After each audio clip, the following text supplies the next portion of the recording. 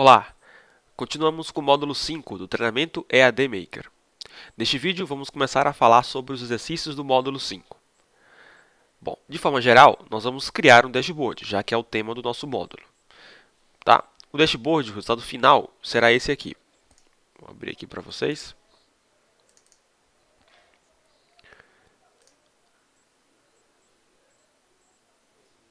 Bom, esse será o resultado final do nosso dashboard, tá? Não se preocupe que nós vamos separar isso em vários exercícios, vamos ir fazendo parte por parte, né? Vamos aos poucos criando todo esse formulário. Bom, o que nós temos aqui? Primeiro temos um gráfico agrupando o total de consultas marcadas, né, no nosso sistema de exemplo aí que estamos desenvolvendo durante o curso. O total de consultas marcadas por mês, né? Então, 2 em março, 1 em abril, 3 em junho, assim por diante, tá?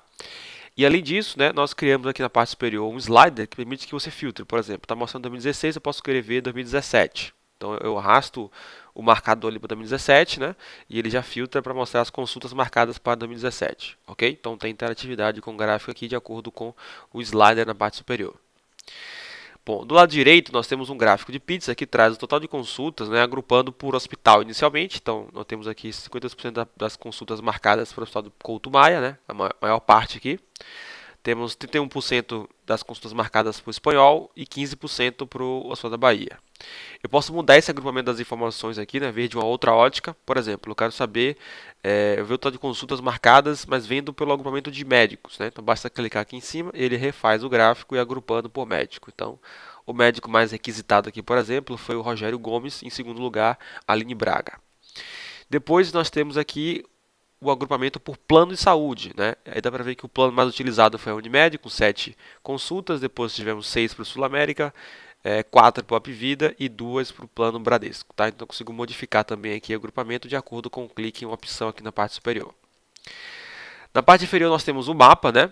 Também focado aqui na região de Salvador e indicando com marcadores, né, as localizações de cada um dos hospitais, tá? Temos 3 cadastrados, né? Hospital da Bahia, Couto Maia e Espanhol. Clicando em um marcador, ele exibe aqui a caixa de diálogo com o nome do hospital e também automaticamente cria aqui do lado, certo? De interação com o formulário em si, 2 novos gráficos, né? O primeiro ele agrupa por médicos, né? Então ele trouxe aqui que 100% das consultas foram marcadas por Aline Braga. Então todas elas foram marcadas por mesmo médico nesse hospital, tá? E aqui embaixo ele agrupa por plano de saúde. Então aqui nós tivemos uma divisão aqui, né? Foi um para cada plano, tá? Já, por exemplo, no Couto Maia foi um pouco diferente, ó. Então todos do Hospital Médico Rogério Gomes. E aqui nós tivemos uma mescla em relação aos mais utilizados em relação ao plano. O maior foi o Sul América, 40%. Depois tivemos o Unimed, o Apvida e o Bradesco. Ou seja, o plano mais utilizado foi de fato o Unimed, mas nesse Hospital Couto Maia, o mais utilizado foi o Sul América, tá? E aqui nós temos também no Hospital Espanhol, e aí 50% das consultas marcadas foram no Unimed, 30% no Sul América e 18% no Apvida, ok? Então há uma interatividade aqui também do mapa, criando esses gráficos aqui do lado. Bom, então vamos continuar então com os exercícios, né? Então nós separamos aqui em algumas atividades. A primeira é para montar esse gráfico aqui, que é o gráfico de barras, filtrado inicialmente pelo ano 2016 e pode ser de acordo com o que o usuário necessitar aqui pelo slider, tá? E como é que vocês não vão criar isso daí? Bom, primeira coisa, nós criamos o gráfico, tá? Nessa região aqui e montamos para esse gráfico uma série. Então criamos uma série, o nome da série foi total por mês, do tipo barra. Nós colocamos aqui a consulta, selecionamos o campo etiqueta e o campo total, e aqui a gente conseguiu já um preview do gráfico, certo? Então vocês vão montar um gráfico dessa forma. A consulta que eu utilizei está aqui. Vou mostrar para vocês aqui pelo assistente, vai ficar mais fácil de entender a consulta, tá? Caso vocês queiram utilizar a mesma consulta, né? Então como é que eu fiz isso aqui? Primeiro, a tabela é marcação de consulta, certo? Nós primeiro fizemos uma função de agregação aqui que é o count, para trazer o total de consultas marcadas. Só que nós trouxemos isso de acordo, né, agrupando pelo mês, tá? E como nós não temos essa informação do mês na tabela de marcação de consulta, né, temos apenas a data completa, né? Então nós extraímos da data